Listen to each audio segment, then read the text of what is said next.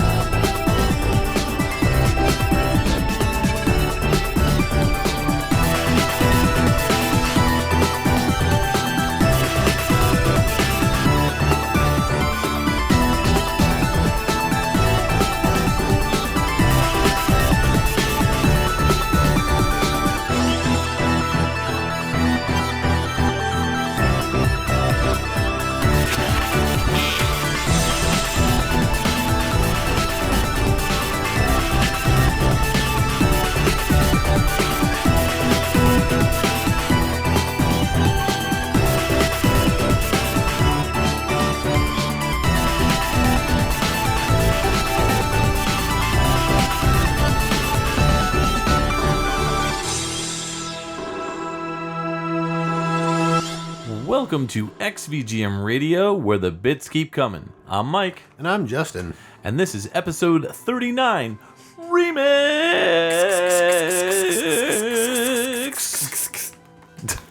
nice Drop that beat. Yeah, that's right. So we are doing a remix episode. We are picking from some of our favorite remixes.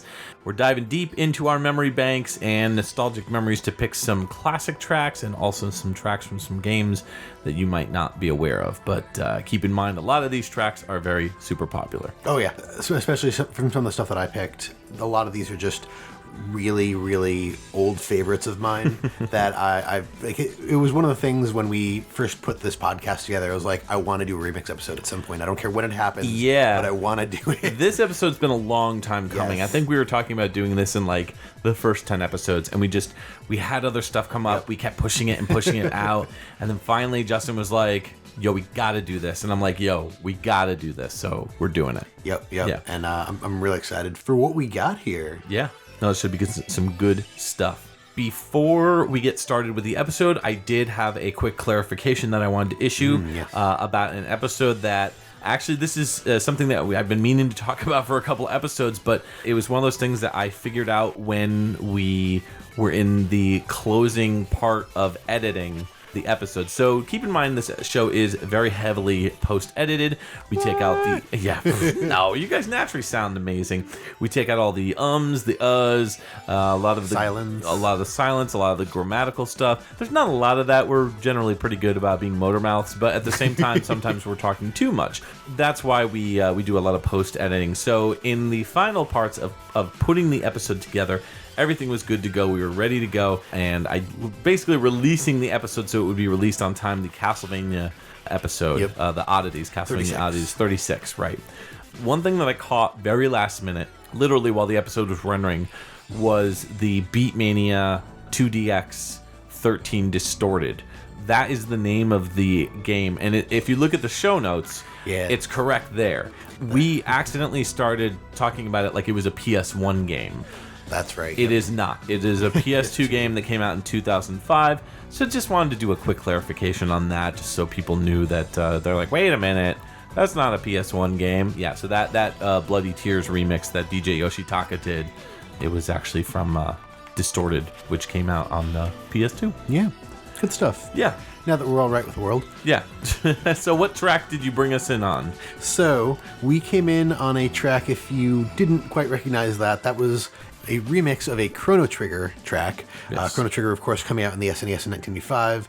The original tracks were a Premonition and Chrono Trigger. So it's two tracks combined. Yes, with some other editing. Yeah. The track itself was called A World Awaits Chrono, and it was arranged and remixed by J-Drive on OCREMIX.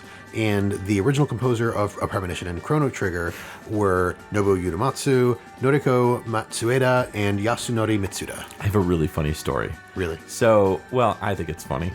So, we have a whole show notes thing that we put together for every single episode. Mm-hmm. For this one, we had the name of the game and the listing for which track order it's in. We've got the year of release and the system it came out on, and then we've got the name of the remix track, and then right underneath that we've got the original composer, the names of the tracks for the original songs and the original composers, and then right underneath that we've got the arranger and remixer, as well as a link to the track. I spent at least 10 minutes looking at your arranger remixer thinking that J-Drive, because you put J:/drive. I thought that was where the song was. Like you downloaded it and put it on your my J drive. On the J. Yeah, so you put it on the J drive. So I'm going through our Google Drive, and I'm like, where is the J drive? I look through every folder.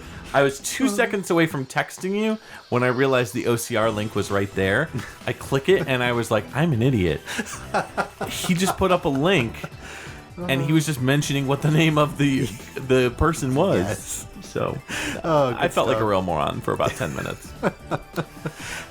In all of our episodes, we talk about the composers a bit. I think we're going to talk a little less about the original composers and a little more about the remixers. Yeah. But in this case, the only thing that J-Drive has on OCREMIX, as far as I can see here, is this track. And this is from 2003, just as an FYI. Okay. Yeah, that sounds about right. I remember when this song was released on OCR. I think. Yeah, I was in college at the time. Yeah, me too. And this is like when I was listening pretty heavily to OCREMIX. Yep.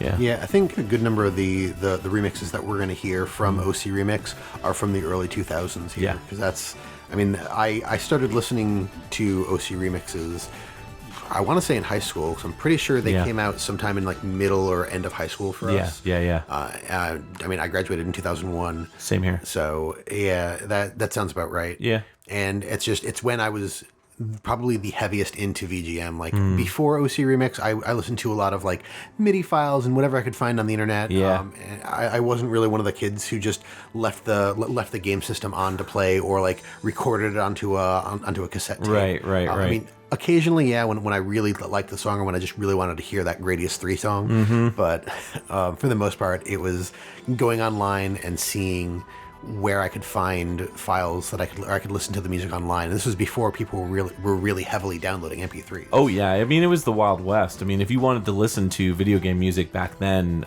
your choices were pretty slim. Basically just MIDI files or get the game. I remember being really into the idea of downloading like full soundtracks of games, and because there was such a small library online, you know, I mainly stuck with NSF files, Nintendo Sound Font files, and I would use like a player like Winamp, and then I graduated to like whatever NSF player or whatever it is. I can't remember the name of it, but and then at that point in time, like if you wanted to listen to like a Super Nintendo song or a Genesis song or any of that, there was no YouTube. You couldn't just go to YouTube and like find a track. Like you had to basically be playing the game or have the soundtrack in like a CD format, or for the most part. Or I mean, yeah, or you had like an emulator. And I mean, back in those days. Oh, true. I mean, you had Nesticle and I think Z-SNES. Yeah. There were a couple of them, but Yeah. even from that, I don't remember it being very easy to get the sound files. No. So like your only other option was you needed to know somebody either online or in real life that had the equipment to like basically rip the ROMs off of the cartridges. And I mean, I never knew any. I didn't even know that was a thing until after college when I saw the stuff online. Right. Now you can get it fairly cheap anywhere, but nowadays you can pretty much get almost any soundtrack you want. Yeah.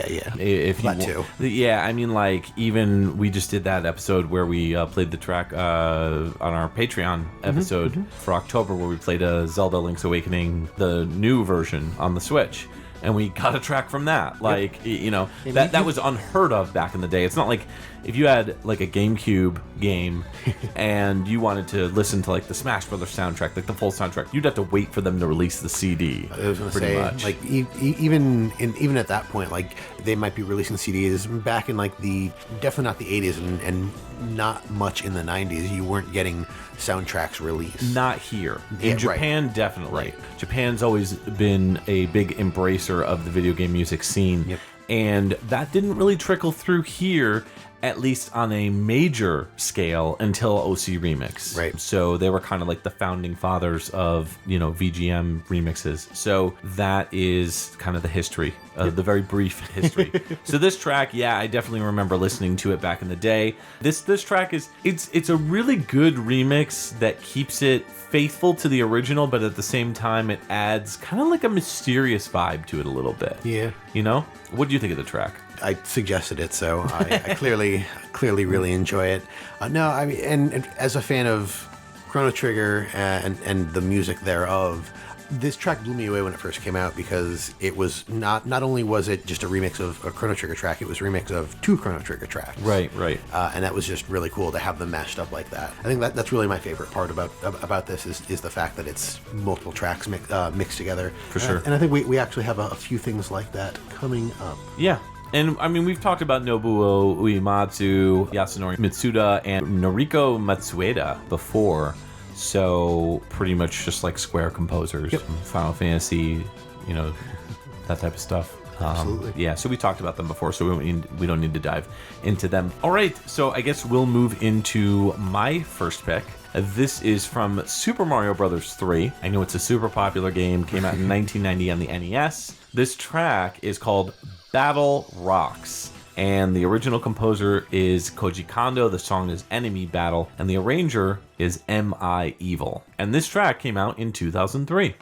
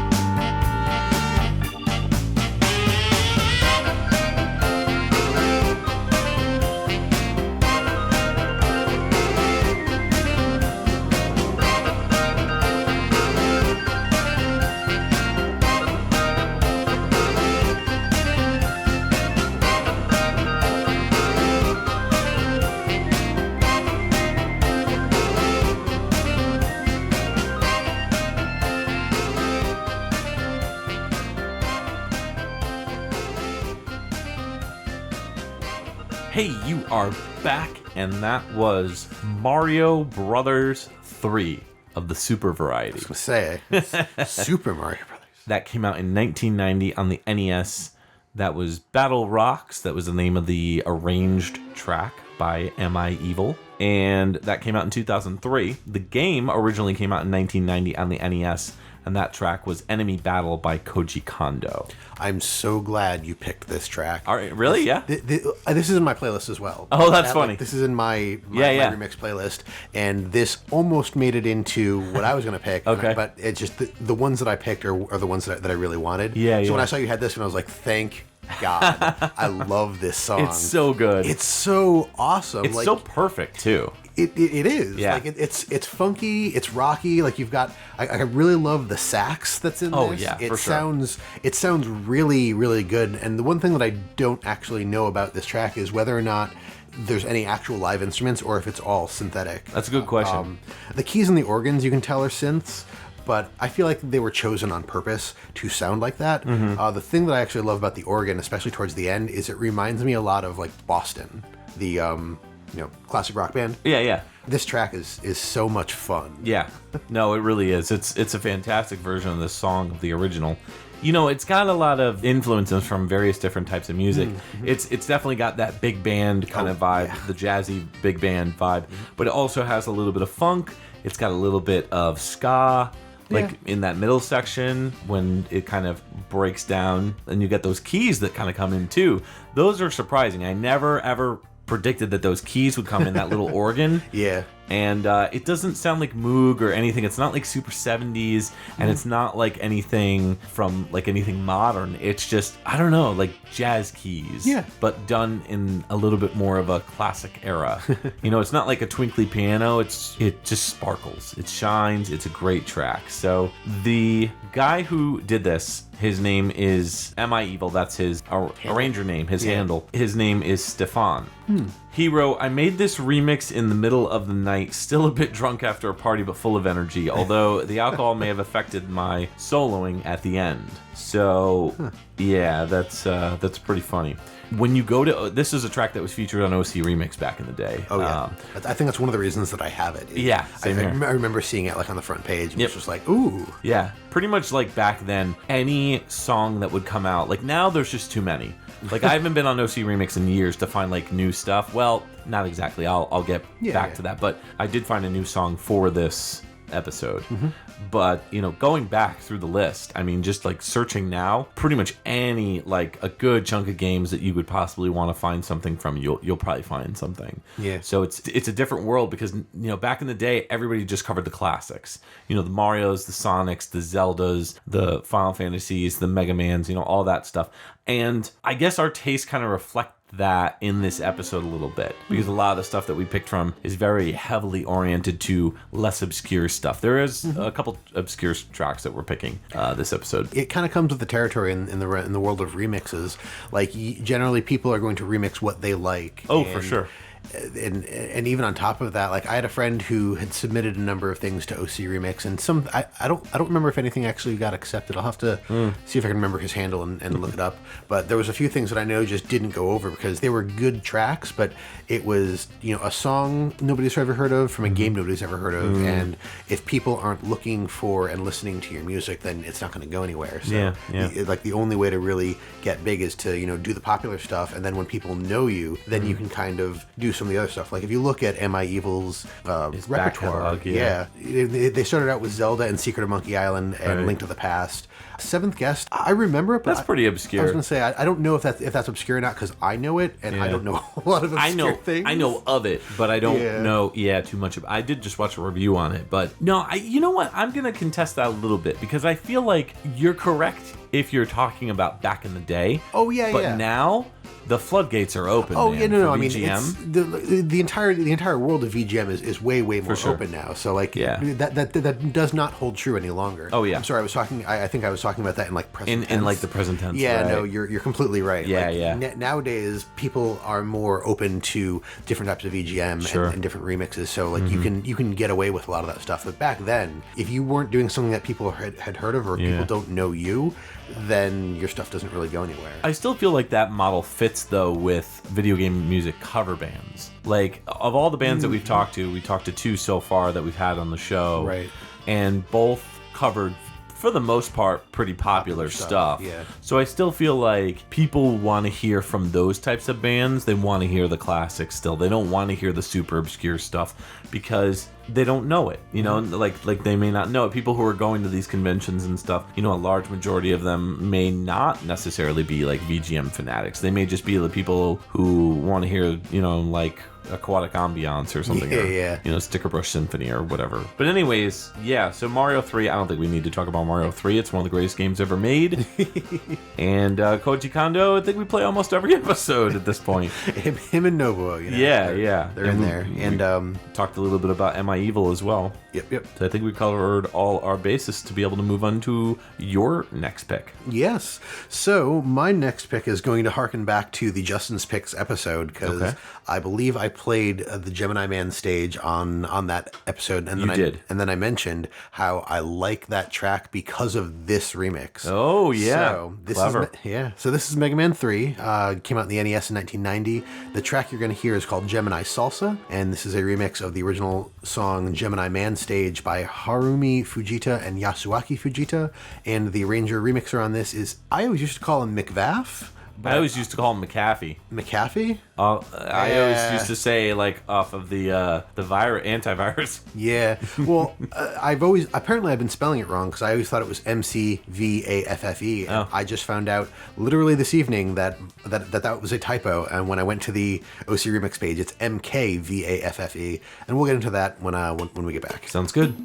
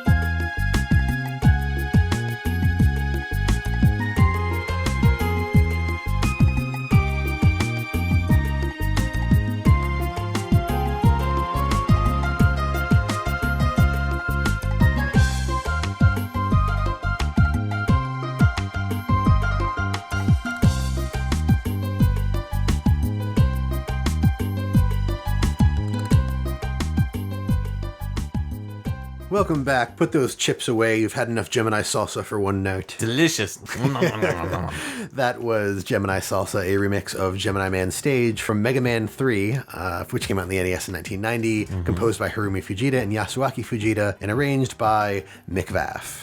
Yes. I said we'd talk a little bit more about McVaff when we came back, and my confusion was originally around the spelling of his name, and I didn't realize the reason he's MKVAFF is because his real name is Mike the Fierce. Yes. I'm assuming that's how you pronounce that last name. If not, I'm sorry.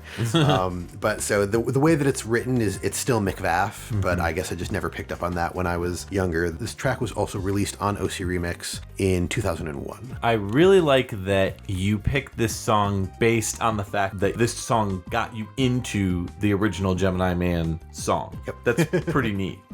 Like, I did like the original Gemini Man song. I don't think it was my favorite from Mega Man 3. It's but one of my least favorites. Yeah, no, I remember we talked about that. Yeah. But after hearing the remix, it went up on my list. Sure. Well, I got to agree with you that I like this remix more than the original song. I will say that.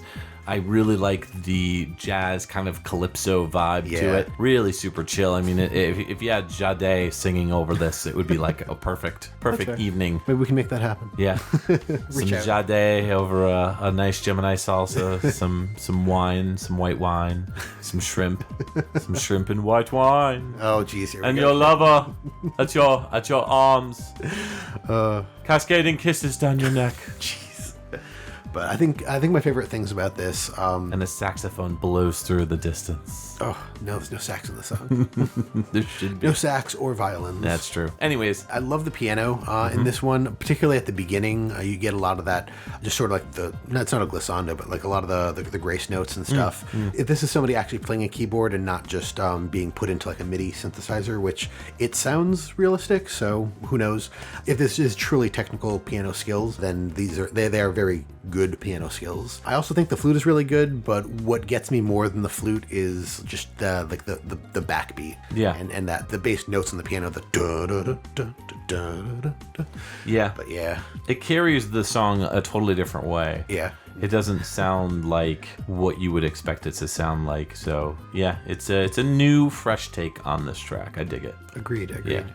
And to clarify, I don't dislike the original Gemini Man song. Oh no, it's just one of your least favorites. Yeah, like in a sea of the best songs ever Yes. on the Mega Man 3 soundtrack, which is a large majority of the soundtrack, it's just my least favorite. Yeah. So No. I think we talked about that too when we brought it up on the Justin's Picks. But we didn't talk about your favorites. So what's your favorite song from Mega Man 3? My favorite song from Mega Man 3? Yeah. Keeping this remix aside.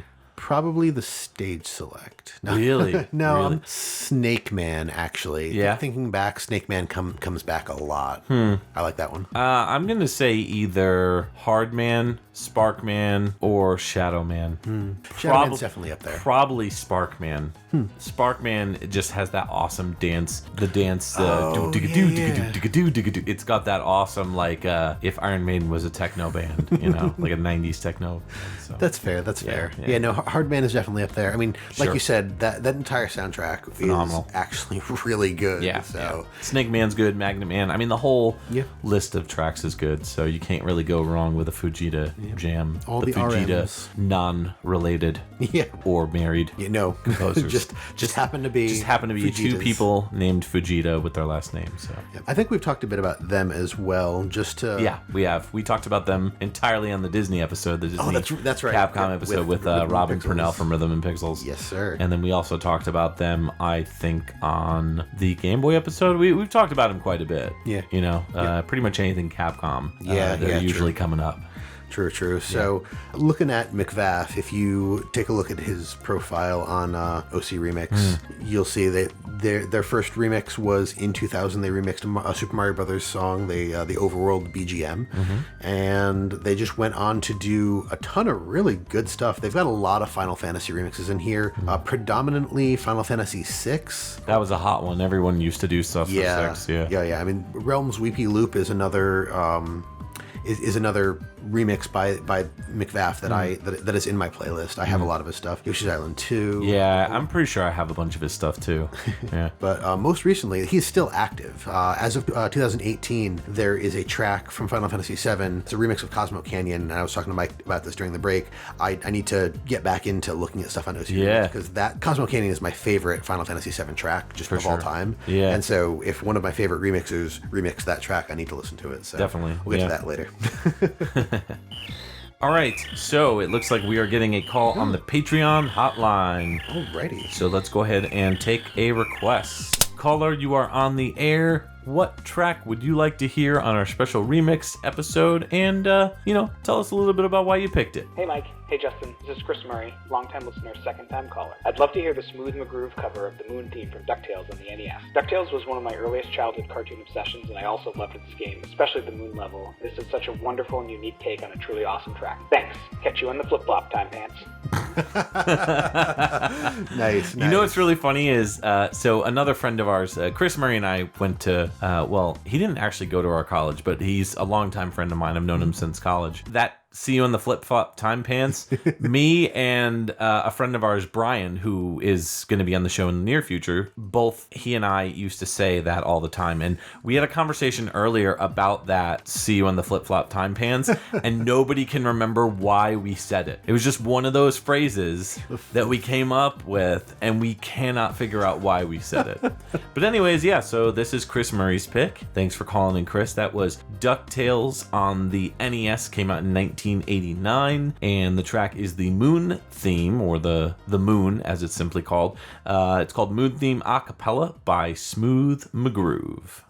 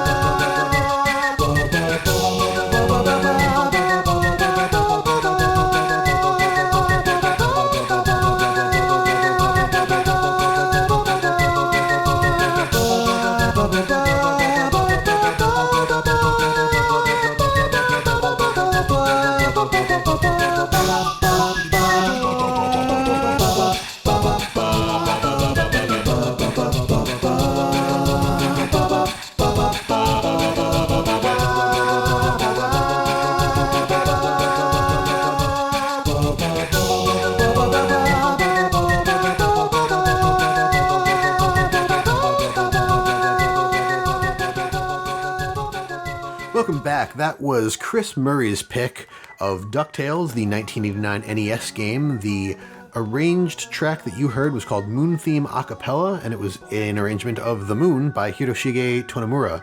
The remixer there was Max Gleason, also known as Smooth McGroove. Yes. I can't believe you didn't say a woo right after you said it. It's because I'm a failure. God. I'm done. Why are you here? I don't even know. But So, yeah, I don't know. Okay, so that is such a super popular track. it really is. And, like, I never thought that I would actually be able to play any version of The Moon on the show. Really? Yeah, like, I don't know. Because of the popularity? I mean, we play a lot of popular stuff on this show. But do. The Moon is, like, one of those tracks that, like, everybody knows. You know what I mean? Like, it is, like, gateway VGM. So Yeah, no, it is. okay, It is gateway VGM. Like this, like obviously Mario, like Mario 1, pretty much the entire Mario 1 soundtrack. That song that's in every Mario game. Right. Yeah. Even the Mario 3 track that we played, like that. That's fair. Anything from pretty much the first 3 Marios, I'd say like maybe probably Mega Man 2, most of Mega Man 2. That's true. That a lot of people incorrectly believe that is the best Mega Man game. Yes. That is a fact. I know it's an opinion, but it's a fact. Yeah. Clearly, it's Mega Man 3 is the best. Yeah.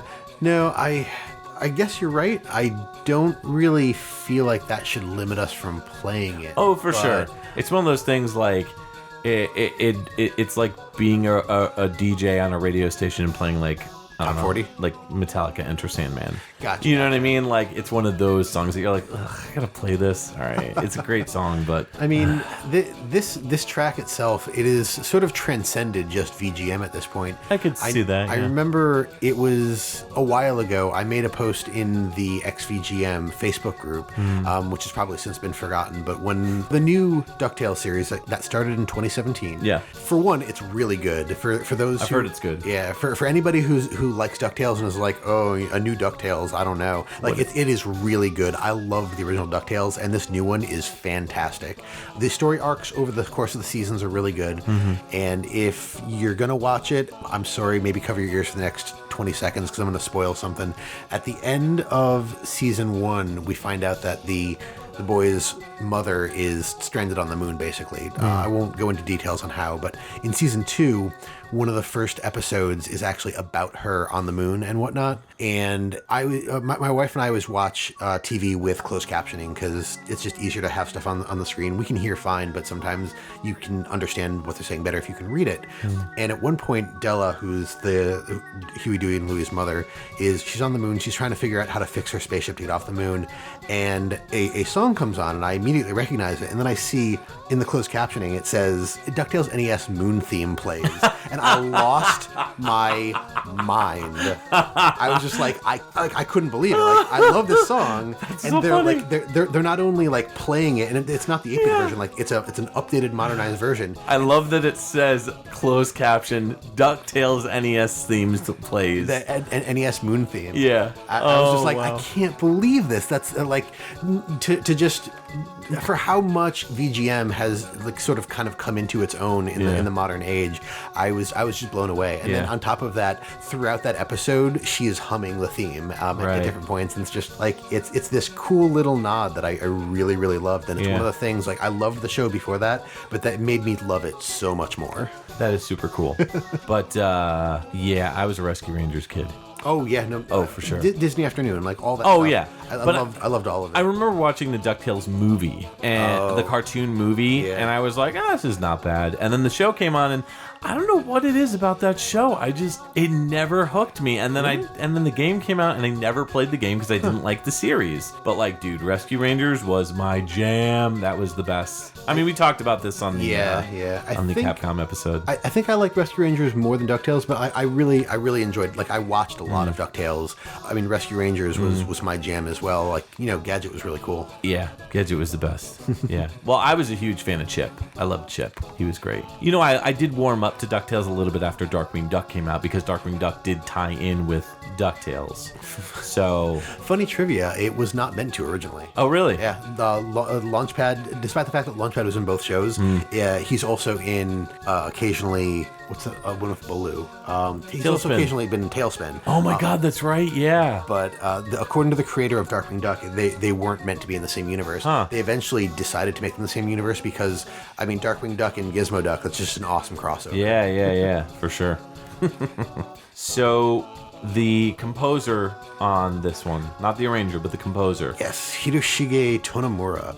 Started doing music uncredited back in 1988 with a game called 1943 Kai, and then went on to do this game, and not a whole lot after that. They did Bust a Move in 94 as sound producer.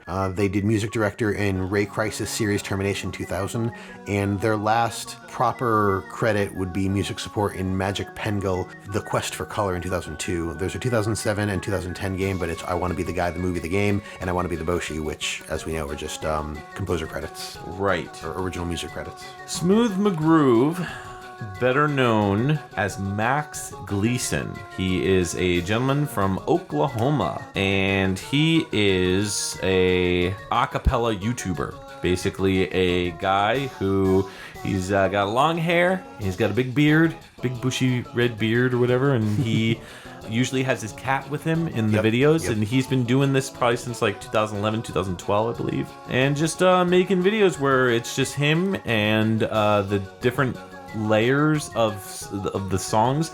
He's figured out the acapella arrangements to them, and so he basically sings all of them or hums them or does the drums, the beatbox, and he does all of that in one video on his channel on YouTube. Kind of like a Brady Bunch thing. Yeah. Just, multiple squares all with him, and each one is him doing a different thing. Him just hanging out, playing with his cat and stuff in between when he's like waiting for the other parts of the song to kind of catch up.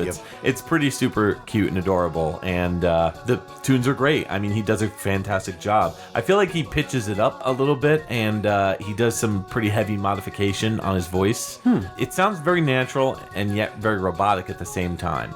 It's almost as if he ran his voice through a filter. Yeah. You know what I mean? And like made these tracks. He probably does some kind of post-production to clean the sound up. I don't know about like voice modification, but I was just assumed he had that he has a really good range. I've seen a number of his videos on YouTube, and I don't think I've seen one that I didn't like.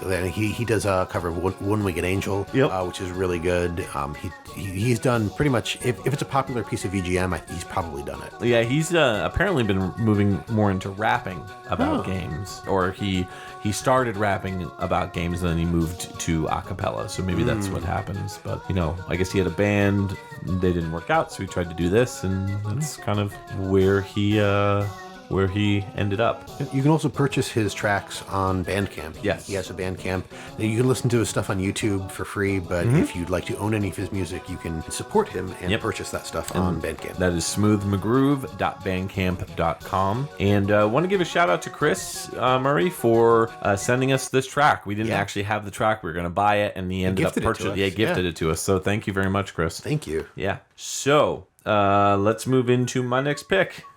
This is from Datana Twinbee, which came out in 1991 on the Sharp X68000. This song is called Butts. It's called Butts, people. That's the arranged version. And the original name of the track is Crossing the Sea of Clouds Stage 2. I don't know where he gets butts from, but they do. So this track was originally by Kaori Kinoichi and Masahiro Ikariko and Yuichi Yu Takamine. The arranger on this one is Prozax, and this actually came out a little bit later. It came out in 2014. Oh, wow.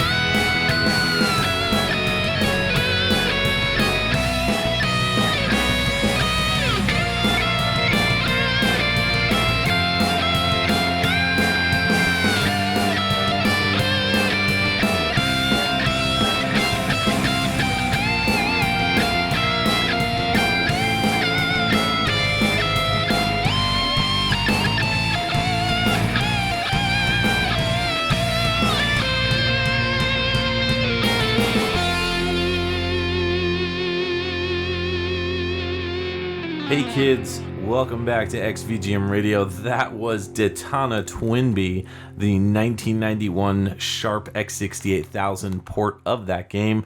The track that we just listened to, the arranged version, is called Butts. Butts.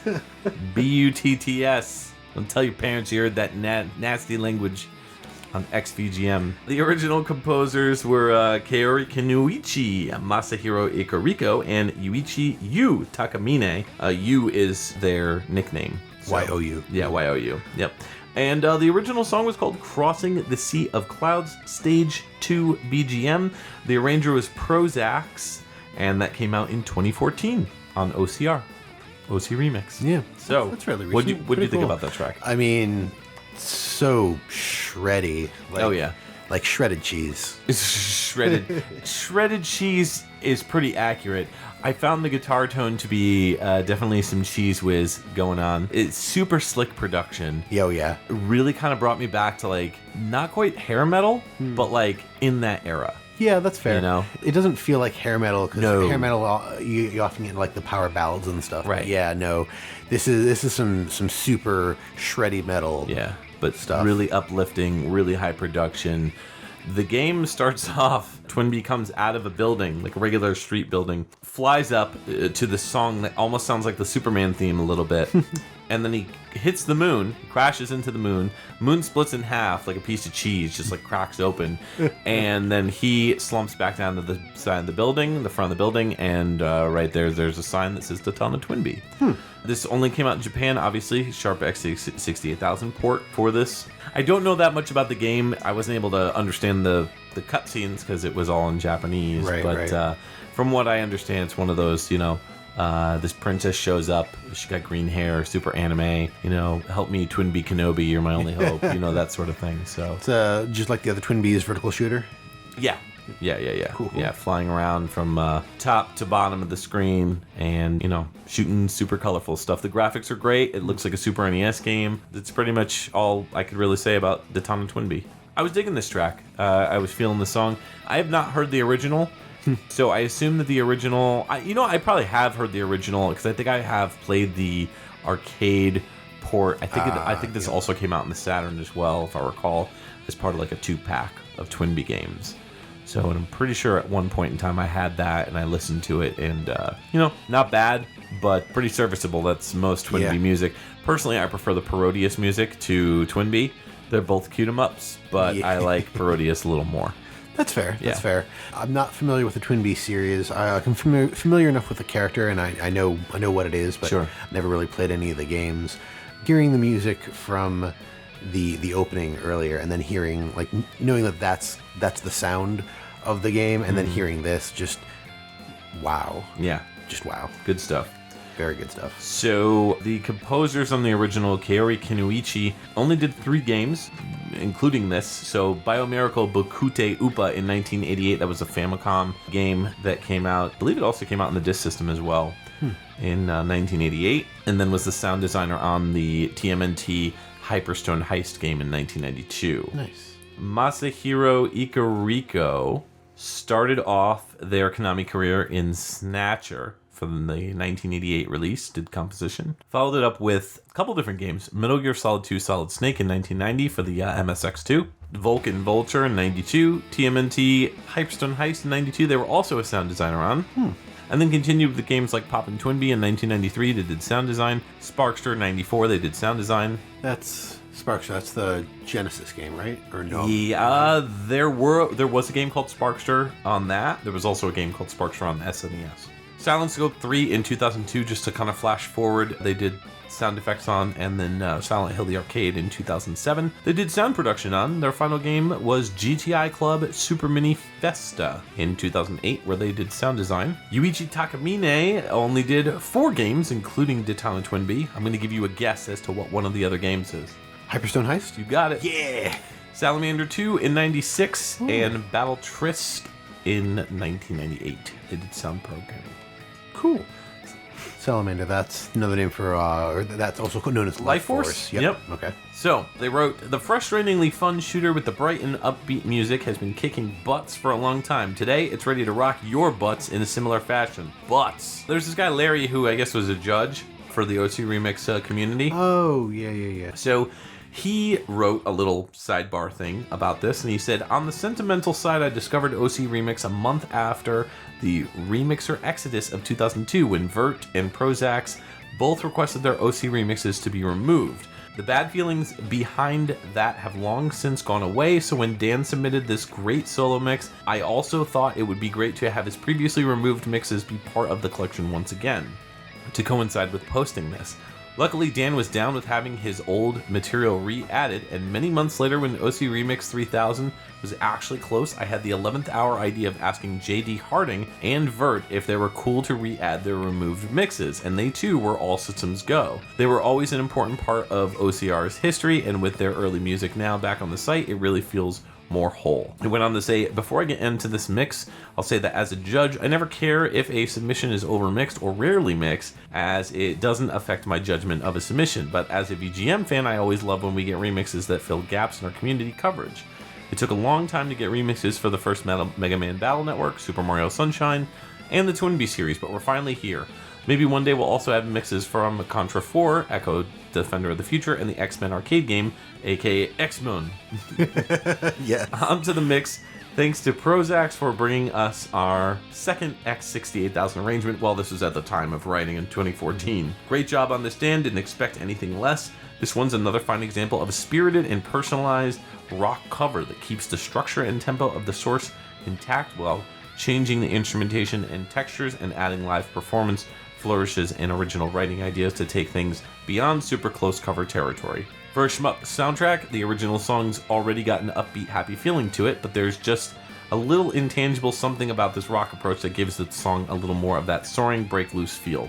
And then he goes on to say, maybe that's just me, maybe I'm just talking out my butts. So, yeah, this was a really good, solid remix. Absolutely. All right, so what do you got next for us? So next up from the Mix Station, we're gonna hear from Pokemon X and Y. This came out in 2013 on the Nintendo DS. This remix is called Poke Hat Remix. It is a mix of the Boutique track, which was composed by Shota Kageyama, Minako Adachi, Hitomi Sato, and Junichi Matsuda. And it was remixed by James Landino.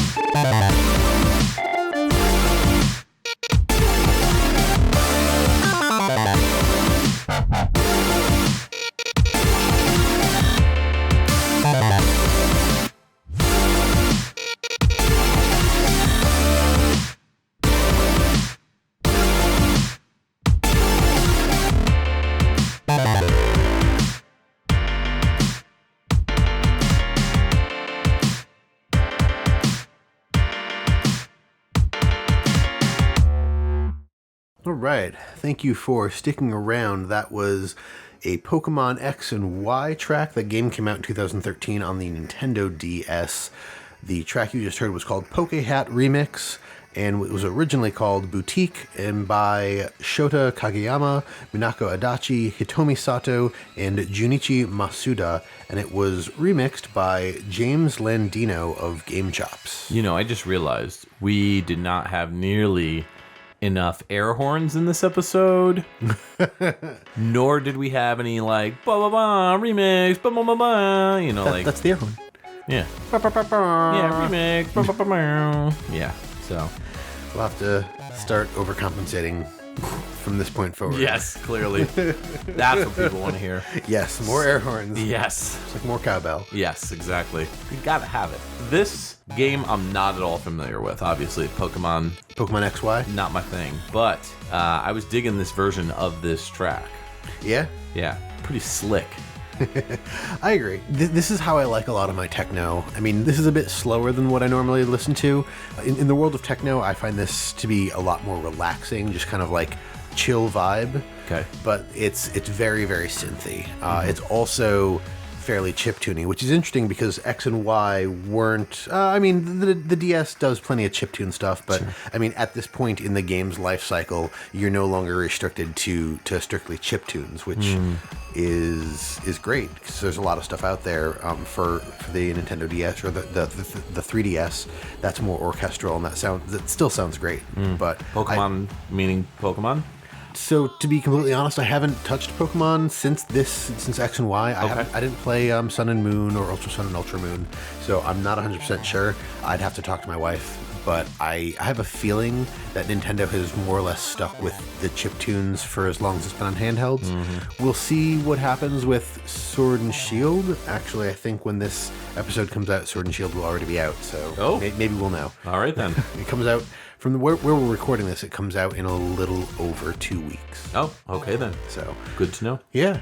So Pokemon X and Y take place in the Kalos region, which I believe was sort of modeled after France. Yeah, heavily inspired by France. So there's a whole like fashion element to this game. I think it might have been in some of the previous games, but if it was not as prominent as it was in this game. So, like I said, this track was called Boutique. This is the sort of background music that you hear when you're in some of those boutique shops, and it was remixed to great success as far as I'm concerned. Yeah. One other thing that's actually interesting about this track was part of a concept album that was put together by Grimecraft, and it was called Pokep. It's supposed to be like Pokemon EP. Okay. It's an extended play, and this came out in 2013. So Pokep. Yeah, there you go. Pokep. Yeah, that just sounds all right.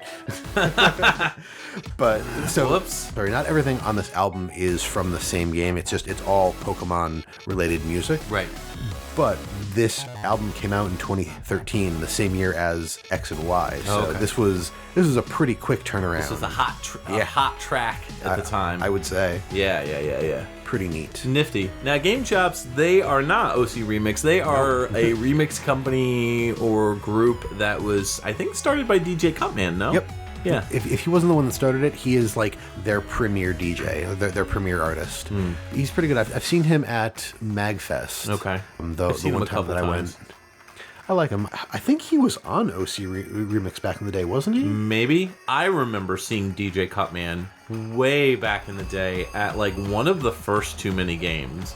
And he was just hanging out by himself with his little DJ Cutman helmet on, and he was he had a booth, and he was DJing the whole show for all the music that was out on the floor or whatever. Oh, wow. And it was just him playing his music, and I kind of feel like he has definitely evolved musically. Oh yeah. But he used to do basically like take an NES song, put a backbeat to it. That was DJ Cutman. Like initially, like his first stuff. I'm not saying that it's bad. It's just it stayed extremely faithful to the original track and basically just with adding other layers, adding mostly other percussion and maybe a little bit of like bass lines or whatever. But for the most part, it stayed faithful. It was literally just a song with different elements like attached to it, and that's honestly the way a lot of OCREMIX like artists got their start. Oh, yeah. And I think a lot of that kind of fizzled within the first 2 years. I think like DJ Pretzel, who like ran the site, was like, all right, you know, we gotta stray away from that kind of stuff. Yeah, we gotta get into, you know, something that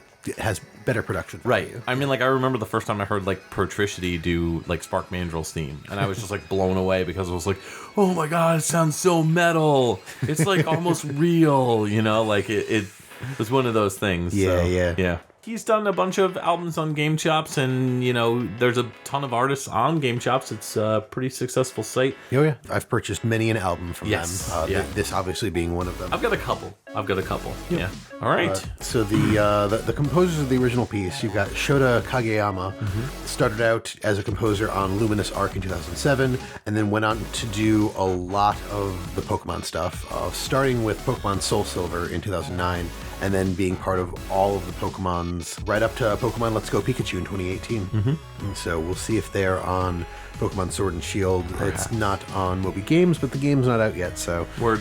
Next up is Minako Adachi.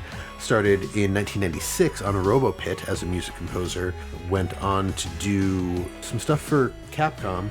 Looks like they did Resident Evil Code Veronica in 2000, Resident Evil Code Veronica X in 2001. Then they also jumped over to Nintendo to do Legend of Zelda Oracle of Seasons and Ages. That was with Capcom still. That was? Yeah, Capcom built those games. Oh, you're right. Oh, wow. That's a really interesting crossover. Yeah, I know. So they did Half Minute Hero in 2009, and then in 2010 they jumped onto Pokemon White and Black, White Black 2, X and Y. So they were with Pokemon... with Game Freak. With Game Freak, right up through Pokemon Ultra Sun and Ultra Moon in 2017. Then you have Hitomi Sato. All of their audio credits are Pokemon, starting with Pokemon Emerald in 2004. That's on the Game Boy Advance, I believe. Diamond, Pearl, Soul Silver, Black, White, 1, 2, X, Y, and Sun and Moon in 2016. They're not credited on Ultra Sun and Ultra Moon. And then finally, for the original game composers, we have Junichi Masuda, which I believe we talked about the last time we played a Pokemon track.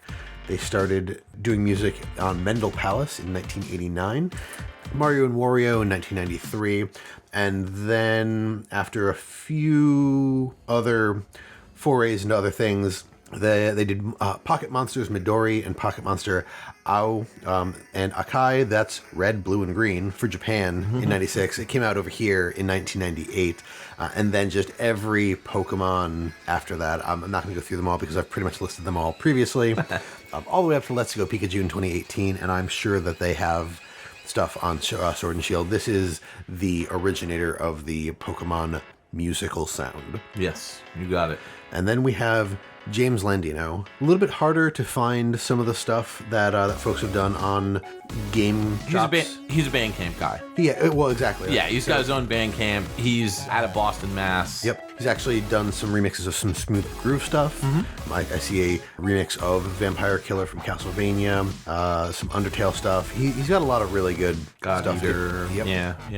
If you go to soundcloud.com/James Landino/tracks, you can listen to a lot of his stuff. Sonic Mania. He's a really good remixer, and like I really like what he did with this Pokehat remix, and just go check him out. Yeah, jameslandino.bandcamp.com. All right, let's move into something a little bit more on my side of the territory. This is Double Dragon 2. This came out in 1989 on the NES and I believe also arcade. The track is called Twin Blood. That's the arranged version. The original song is called Mission 9 Final Battle 2 Final Screen. It's by Kazunaki Yamane, and the arranger remixer on this is Juan Medrano, better known as Sixto Sounds.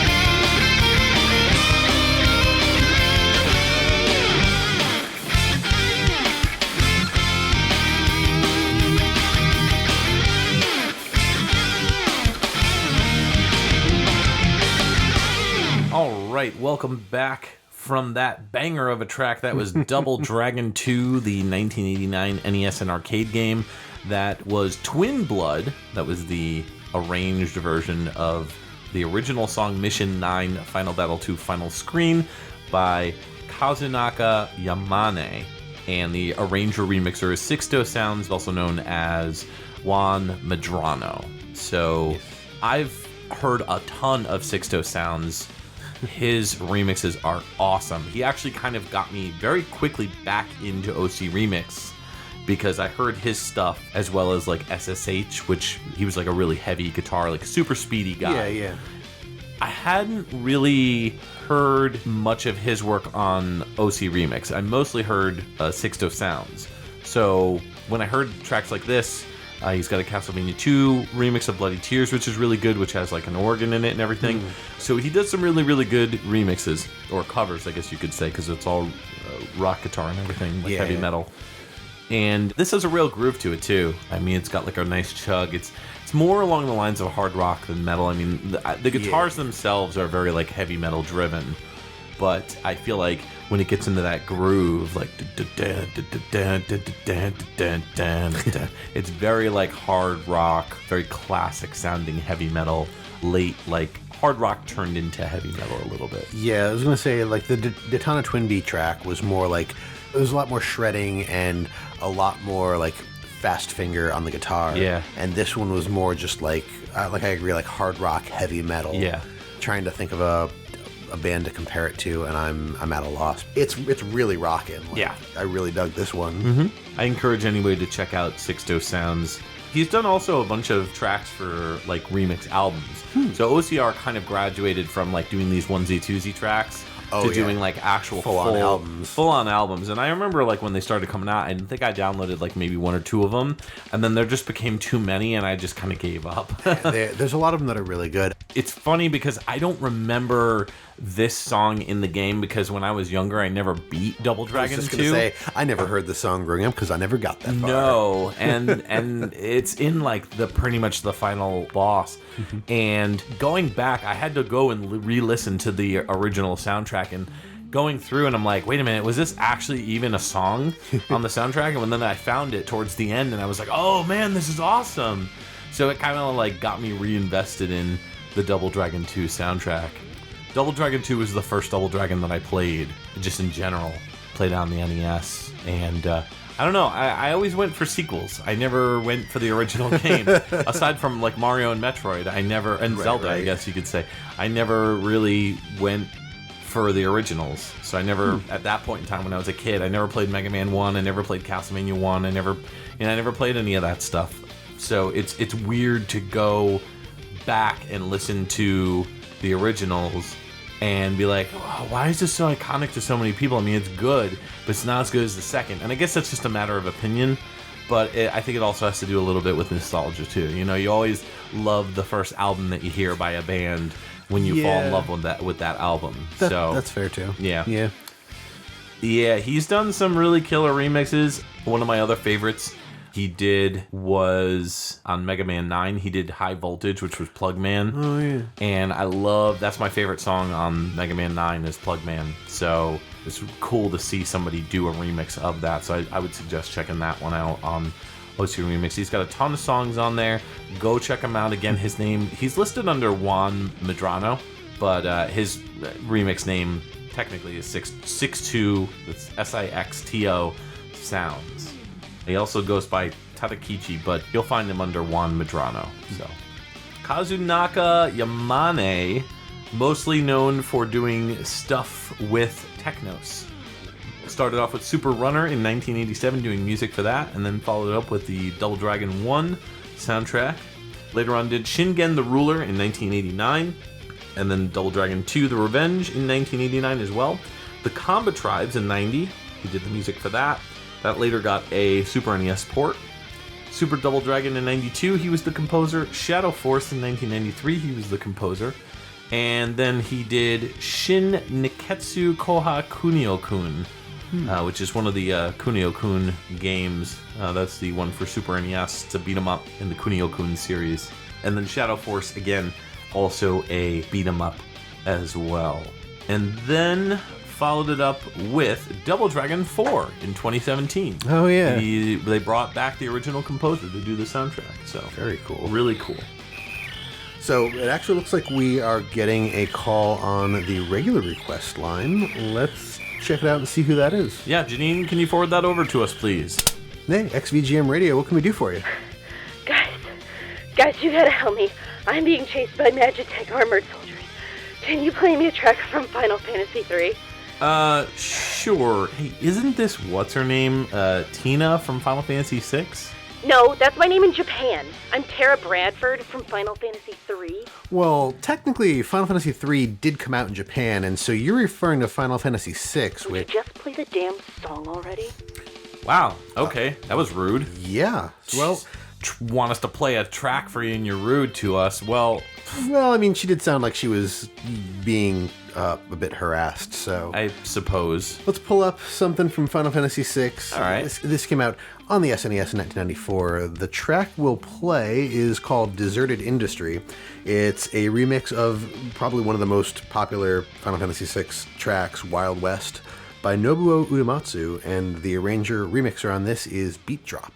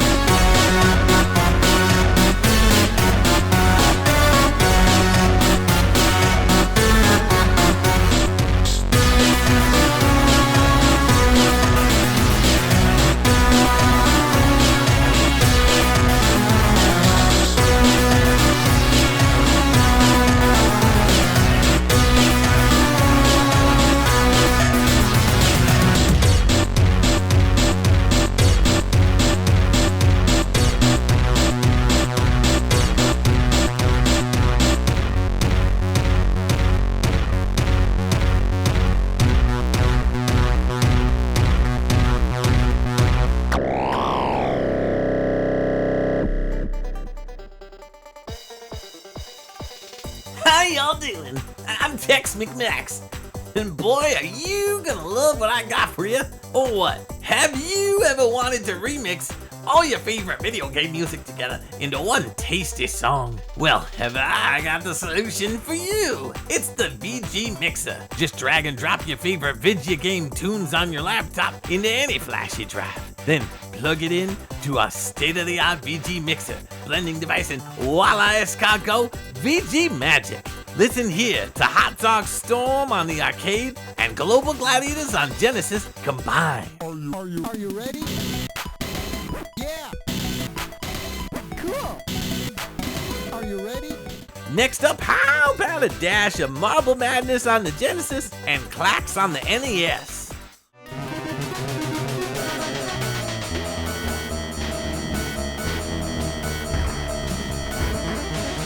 And let's finish it down with Little Nemo the Drum Master on NES meets Hellfire on Genesis.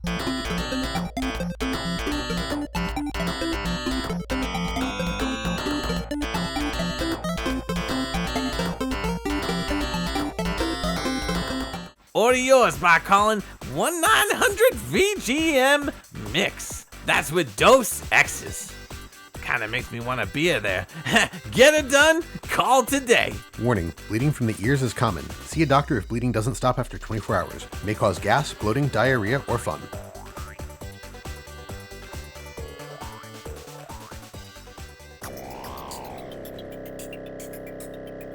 Welcome back to XVGM Radio. That was Final Fantasy VI, which was an SNES game that came out in 1994. The track you heard was called Deserted Industry. It was originally a track called Wild West by Nobuo Uematsu, but has since been remixed by Beat Drop on OCREMIX. That was something. Yeah. I don't know how I feel about this. No? No, I feel like it's going to take me a few more listens to really dive into mentally and audibly, but That's fair. my initial reaction was I did not like it. No? Okay. And that was mostly due to that grating synth in the beginning. It's like kind of grindy a little bit. That grindy, gross gobbledygook. It sounds like Lavos from Chrono Trigger. I mean, It sounds like if pitched he down, I guess. made a remix of his own voice where he comes up and is. That's interesting. To me, it always sounded sort of like an engine, like like how they would try to make an engine sound in like a 16-bit SNES game. Okay, I can see that. Which is one of the things that I sort of like about the track. It's not something that I've ever really focused on because it's really just sort of the opening, and it's in the track a couple times, but it's very, very brief, so I've never really dwelled on it. My big draws in this are, one, if you couldn't tell, the huge industrial vibe that this whole track gives off. There's a few things that you can hear in the song that I really like the way that they sound. Like there's something that it's clearly some kind of a synth, but to me it sounds like steam escaping. Like it almost sounds like a psst.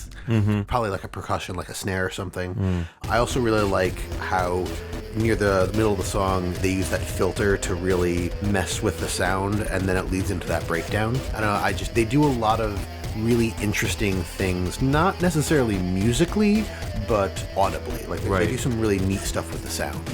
More in terms of production than music. Yeah. And that's where I guess it kind of loses me because I'm more about the groove aspects of industrial.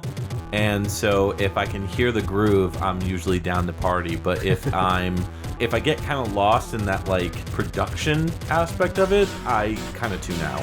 And I think that's what happened in this track is I heard it and I was like, I'm gonna check out. So Fair enough. I don't know. Like I said, maybe another few listens I'll get into it, but cool listening experience either way. Yeah. I mean, everybody's got different tastes. For sure. I can't argue with that. This track has a bit of nostalgia for me. So this came out in 2002. Okay. And I was actually introduced to this track by a friend of mine that I grew up with by the name of Brian. Not the Brian that we know, but a Brian that I went to high school with. And there are other connotations to this track. We still just listen to it a lot. It's one of my top 10 remixes that's in my playlist. See, this doesn't sound 2002 for me. This sounds way more advanced than that. Oh, you think this sounds like something more recent? Yeah, I would say, like, if you told me this came out in, like, 2006, I'd be like, okay. But the fact that you're saying this is 2002, that kind of blows me away. Yeah. It's interesting. Yeah. No, Beat Drop has a lot of really good stuff. Looks like their first remix that they have posted is from Mega Man X3. They did a couple of remixes in 2001 of Mega Man X3 tracks. Oh, what tracks? Remix of the opening stage called X-Buster MK17, and they also did a Blast Hornet stage remix. Yes. I remember House that Hornet. one. That's Yeah. a good one. That's the one that's like... Yeah. Yeah, that's a really cool one. That was a collaboration between Beat Drop, Ailshon, and MP. That's right. Yep. Yeah, I had that on my playlist. It's a great track. Yeah, no, they have so many really good remixes. They have a Final Fantasy VIII Man with Another Trance Machine by Beat Drop is another one that's in my playlist. I really do like that one. Nice. And they just go all over the place. They've got some Sonic, Knuckles remixes, some Sonic 2 remixes. Their last remix was in 2014. They did a remix of Final Fantasy VI, The Unforgiven. They called it Toxic. Oh, cool. Was it like a remix of Britney Spears? God, no.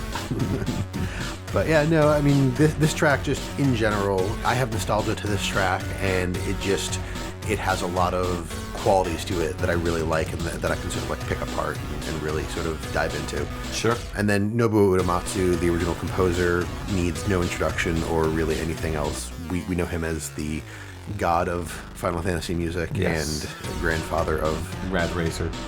Rad Racer, yes. So, let's get lost. Speaking of songs that merge with other pop music songs. Oh boy. This is a game called Lost Patrol. It came out on the Amiga in 1990, and this is the In the Air mix.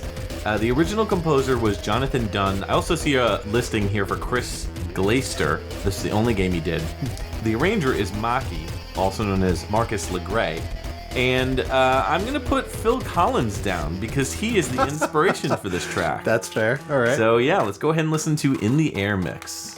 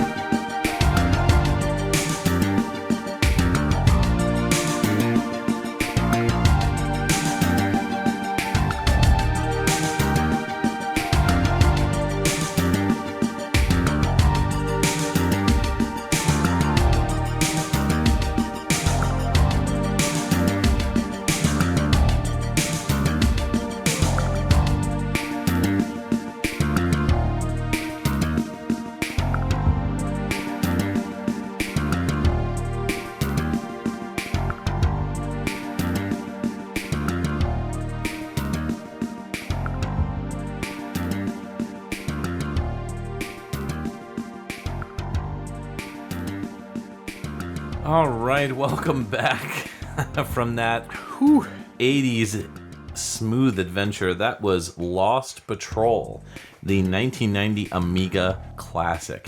The name of the remix is In the Air Mix. The original song is like the Lost Patrol theme, and it's by Jonathan Dunn and Chris Glaister.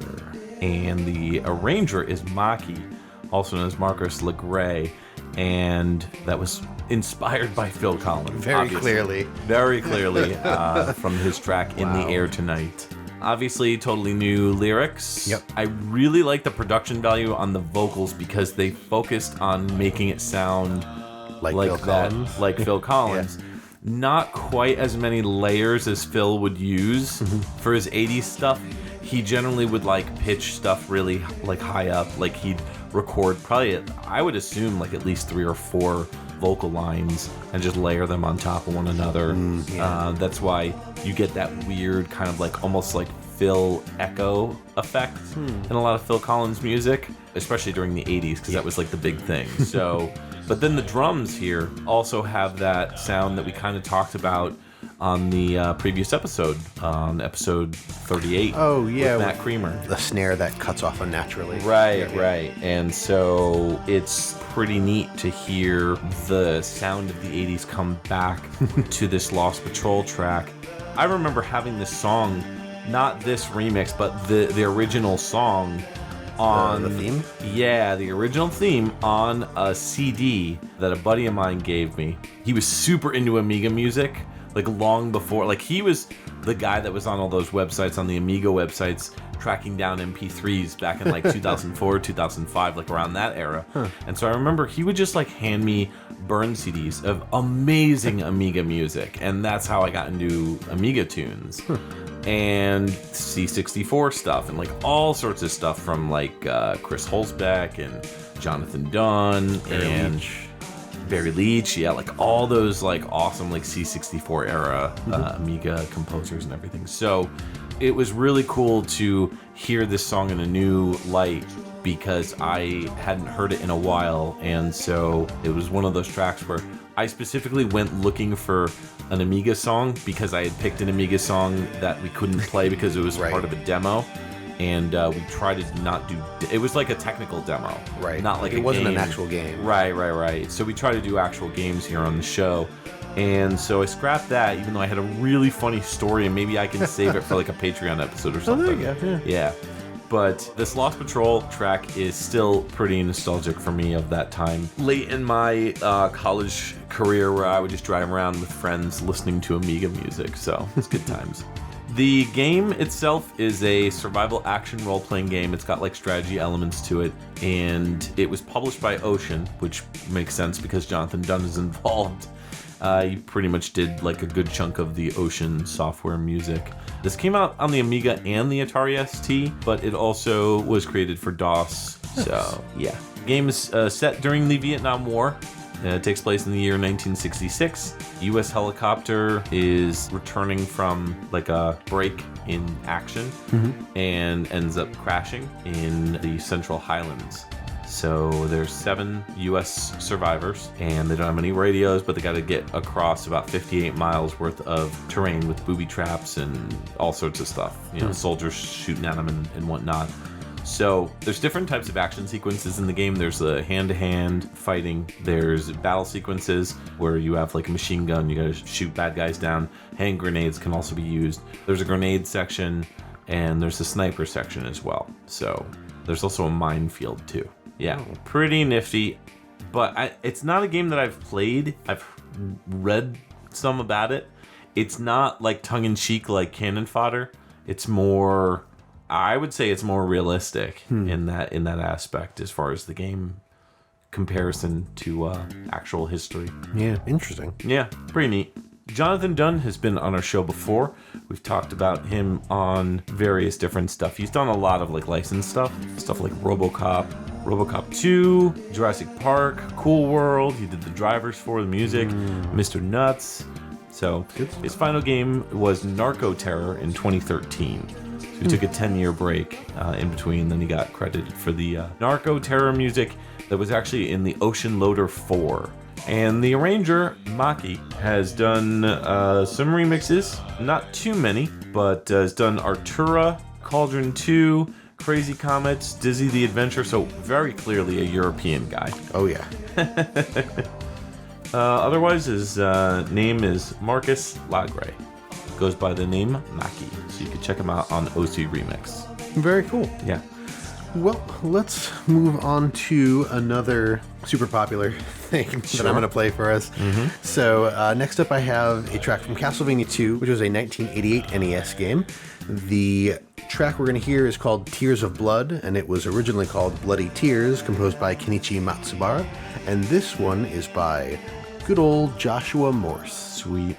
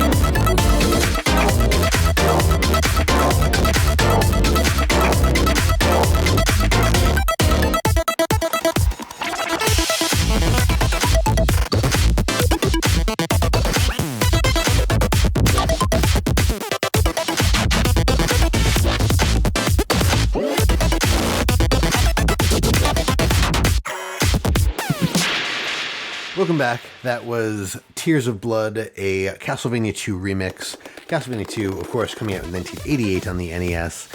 The original track was Bloody Tears by Kenichi Matsubara, and Tears of Blood was a remix done by Joshua Morse of Gamechops fame. Word.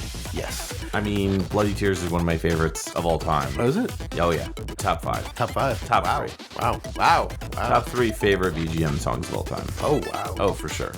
I mean, I knew that Castlevania. I was never really sure specifically which tracks of yours were favorites. Yeah, Bloody Tears has always been... I think Bloody Tears was the first time I ever was like, wow, video game music is amazing. You know what I mean? Like Metroid was pretty good, and TMNT was pretty good, and then when I got, I'd say this and Mega Man 3, those were like the first times I was like, whoa, VGM rocks. So, yeah. Yeah, so Joshua has 2 Castlevania-themed albums that you can buy. There's Vlad and Vlad 2. Right. This is off of the first one. This is off of Vlad. And between the two, there are so many really good remixes. There are. These are both great albums. Yeah. No, I've listened to them a lot, actually. Probably more than is healthy. In general, like Joshua Morse has a lot of really good remixes. He does. I just really, really love his 2 Castlevania albums. It's almost as if, like, the 4 primary retro consoles that everybody knows, like the NES, Genesis, Super NES, Game Boy, all got together and had, you know, A weird love child, yeah, pretty much. And so he does these songs that they all sound kind of similar in tone, but they're all like unique and different. They're called like Turtle Dance, if I recall. They're very heavily inspired by like the Ninja Turtles games, but they have those synth hits or whatever that the TMNT synth hit. And so I would highly recommend checking those out as well. So Turtle Dance, is that the name of the group or? No. Like that's the name of the song on the track on the album. Yeah. Kenichi Matsubara obviously has some really good stuff in here as well. Started doing sound creation on Penguin Adventure 1986. Castlevania 2 Simon's Quest 1987, and YY World 2 SOS Parsley Joe in 1991. Talked about that on the Castlevania Oddities episode. We did. And then the last non-fan game related thing was 1994 Pop and Twin B Rainbow Bell Adventures. Did music on that, but just great stuff there. I mean, it's a really, really good dance track, and I mean, I talk about like how I like my techno, and this is another way that I really like my techno. It's got like pop and beat. Everything else in this track really pops. I like the front and center synths. I like a lot of the higher pitch stuff, and it just drives and drives and drives. I love the groove aspect behind it. You got the da-na-na-na-na-da-da. Everything's very like almost staccato, but it's like the song's notes slide into one another really smoothly. It's really well done. I like that aspect of it. Yeah. But, you know, great production here, great tone, great sound. It's a really solid track. That's actually one of the other things that I really like. In the beginning, for the first 30 to 60 seconds, there's a lot of really interesting, going back to what we were talking about, like production value stuff, there's a lot of really interesting stuff that they do with sound and noise, just like right up in the beginning. Yeah. And that really gets me going. Yeah. No, I thought this is a good use of it. Yeah. Whereas the other track that we listened to, Final Fantasy VI track, I wasn't feeling as much as far as like the weird, like wonky production. But this has a groove to it, so to me, it sounds better. Yep. Last thing I forgot to mention that this was released in 2013. So Right. That's when this remix came out. Word. All right, let's move into our next track. This one is unlisted on the internet. You cannot find it. This is a gem, I have to say. This is. I actually played this on Pixel Tunes Radio when we did a remix episode late in the game of the lineup of episodes. So this is Final Fantasy VII. This came out in 1997 on the PlayStation 1. This track is called Antitrust. The arranger is Substin. That's S-U-B-S-T and then capital N. He is nowhere to be found on the internet. I cannot find any information on him. Where did you find this track? I found this track way back in the day when it came out. And the problem is that the track has been removed, so I can't find any information on the track. I can't find any information on Substin. Nothing. But the original track is Shinra's Theme by Nobuo Uematsu, and this is a special hit right off my hard drive, so here you go.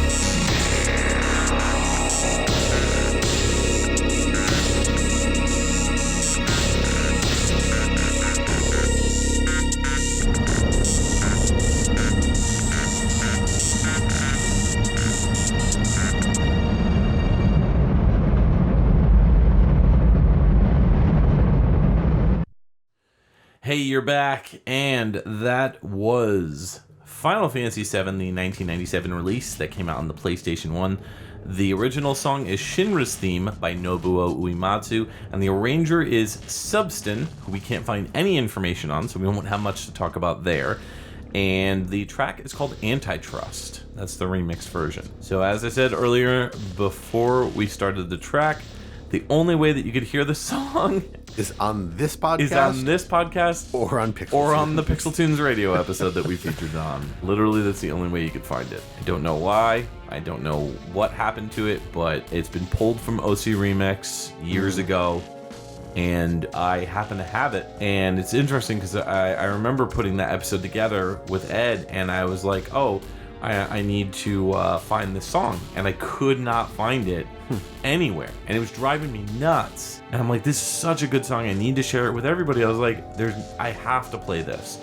So, I had the track already on my computer, so I uploaded it to Drive, and here we are talking about it on XVGM. So I really, really love the combination of the industrial vibes here with the more like trippy, like trip hop drums.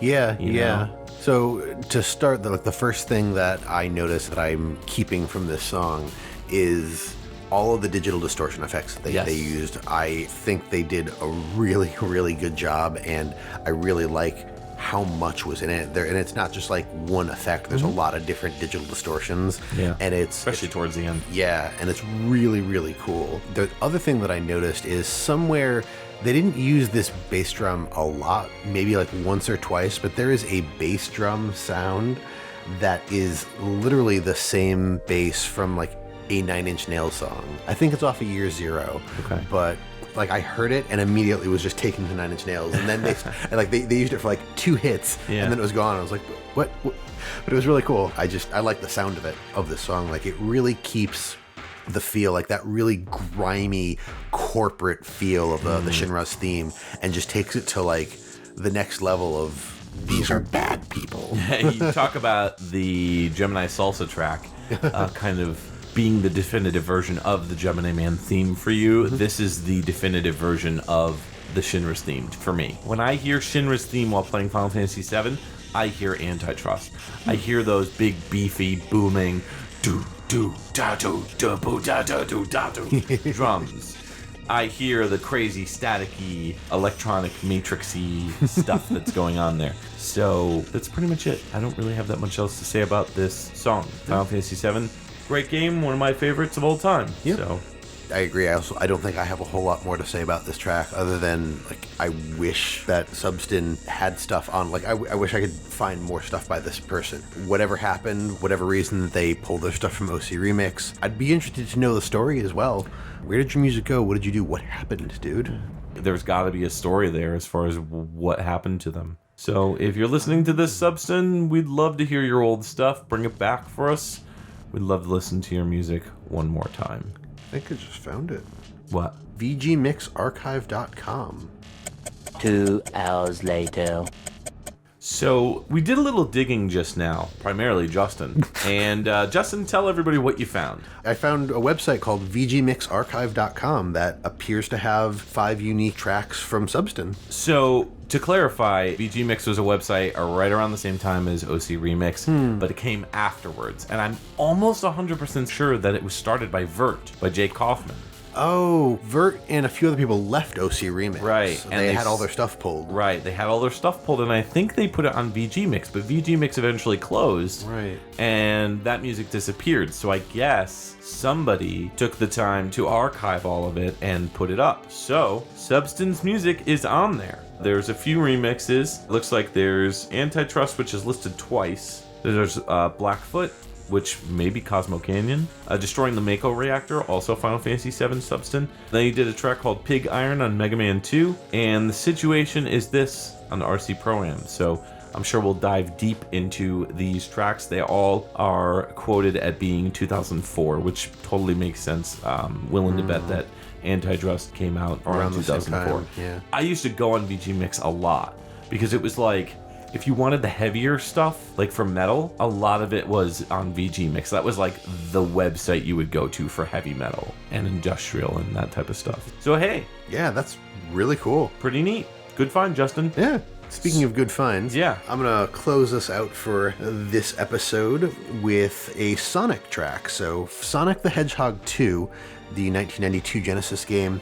The track that we're going to hear is called Robotnik's Trippin' on Ecstasy, and the original track is called Robotnik Battle by Masato Nakamura, and this remix was done by PX Fury.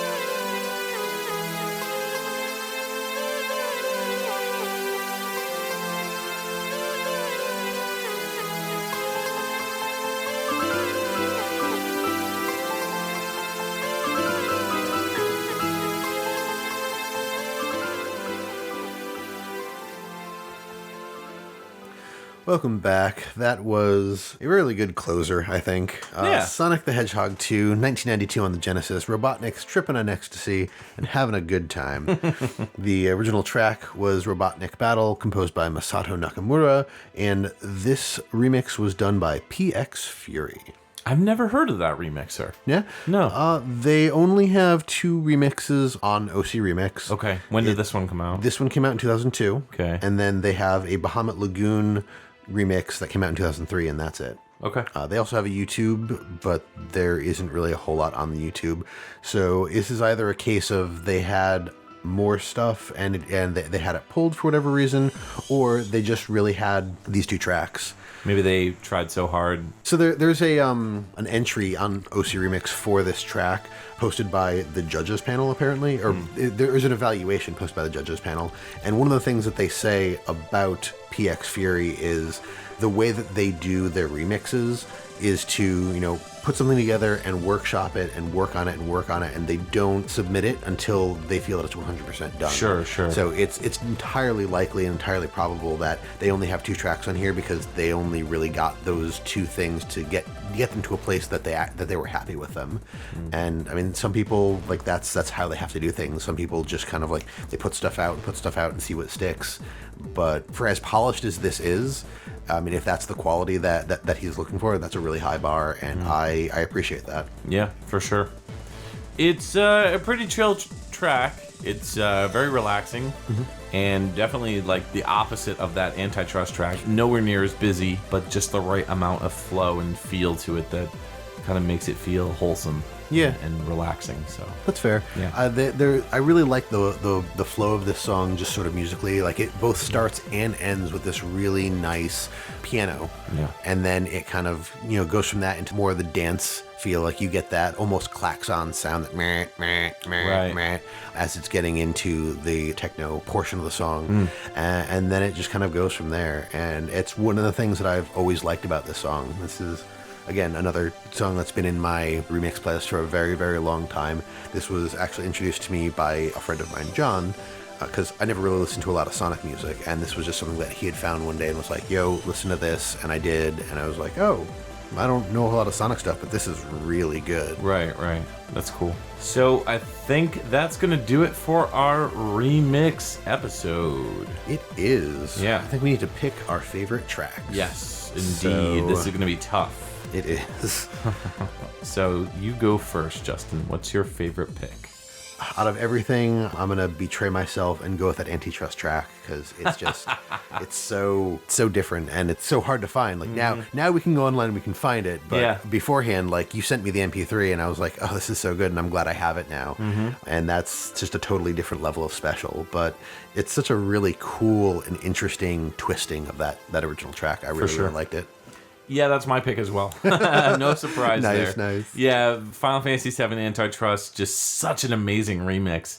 I'm going to say as a second place, it's going to go to Lost Patrol, the Amiga track with Phil Collins vocals.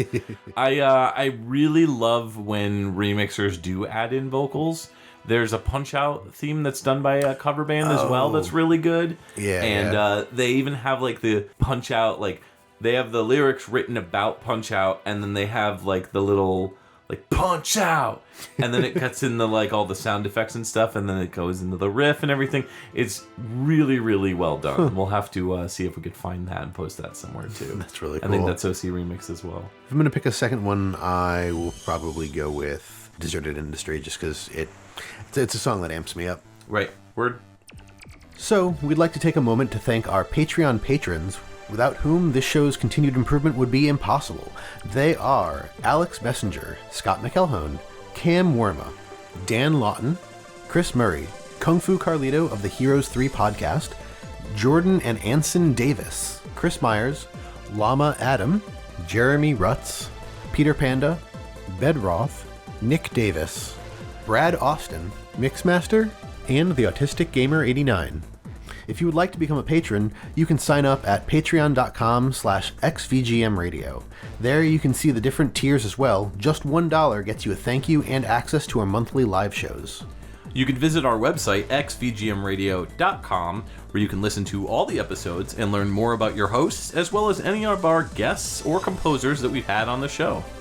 If you'd like to reach out to us, you can always email us at xvgmradio@gmail.com. And if you'd like what you've heard, please consider giving us a rating on iTunes and a review. You can also join our Facebook group and chat with other VGM lovers at www.facebook.com/groups/xvgmradio, where we talk about everything from current game news to sharing awesome VGM tracks, or just talking about the podcast itself. And you can find us on Twitter and Instagram. Our handle for both of those sites is @xvgmradio.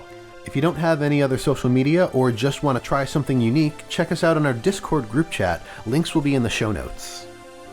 Alright, so Justin, what do we have coming up for episode 40 of XVGM Radio? Episode 40? Oh boy! I think we established 20 episodes ago that this was going to be a free pick thing every 20 episodes. That's correct. So we may have a shakeup of the order of operations? Yeah, so generally what we do is every 20 episodes, we roll the dice, literally, to determine whether or not you hear an intro track from me or an intro track from Justin, and that will carry on for who will be picking next time around. Pretty much change the order of operations.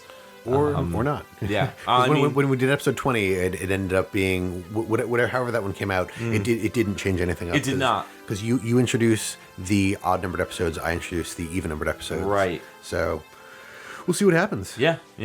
I really, really hope that I win this one coming up, because I picked a free pick that I've been meaning to play since the last free pick. Oh, nice. So we'll see if that gets in. But yeah, that's what we're doing for episode 40. Free picks 2. I don't know, we'll give it a special Japanese name like we did the first one. Nice. Yeah, tons of wacky, weird music in that episode. You're going to hear some new stuff, some old stuff, some super obscure stuff. So get ready for it. It's going to be a good time. For sure. So this is Mike. And Justin. Signing off from XVGM Radio.